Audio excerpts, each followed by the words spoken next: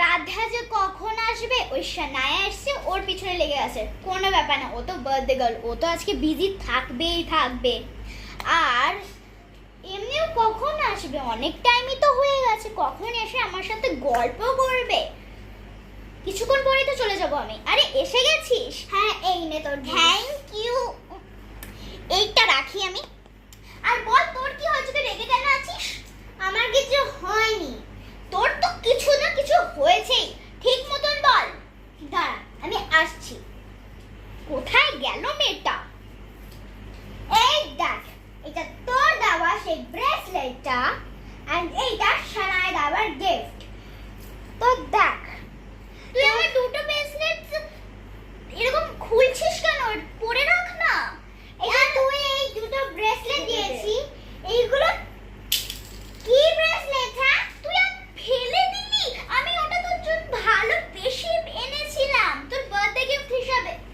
আর এইটা দেখ, এটা শোনায়া আমার জন্য কত একটা ভালো গিফট এনে। যদি এত ছোট গিফট এনেছিস, আমি তোর কাছে এক্সপেক্ট করেছিলাম এইগুলো, আর তুই এরকম ফেলে দিলি তাই বলে। হ্যাঁ, আর আজকে থেকে তোর আমার ফ্রেন্ডশিপ এখানেই শেষ। না এরকম করিস না প্লিজ বেস্টি। আমি কালকে না স্কুলে তোর জন্য খুব ভালো, এর থেকেও ভালো একটা গিফট আনবো। প্লিজ তুই আমার সাথে ফ্রেন্ডশিপ ভাঙিস না প্লিজ বেস্টি। রাধা তুই আমার বাড়ি থেকে এক্ষুনি চলে যা।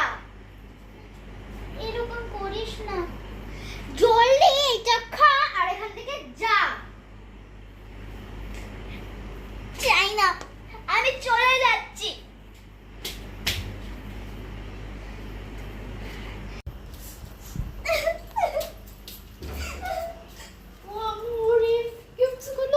আমার দেওয়ার গিফটসগুলো রাধার পছন্দই আসলো না।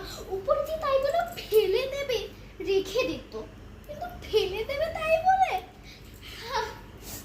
আর এমনিতে গিফটস কি ফ্রেন্ডশিপ ম্যাটার করে?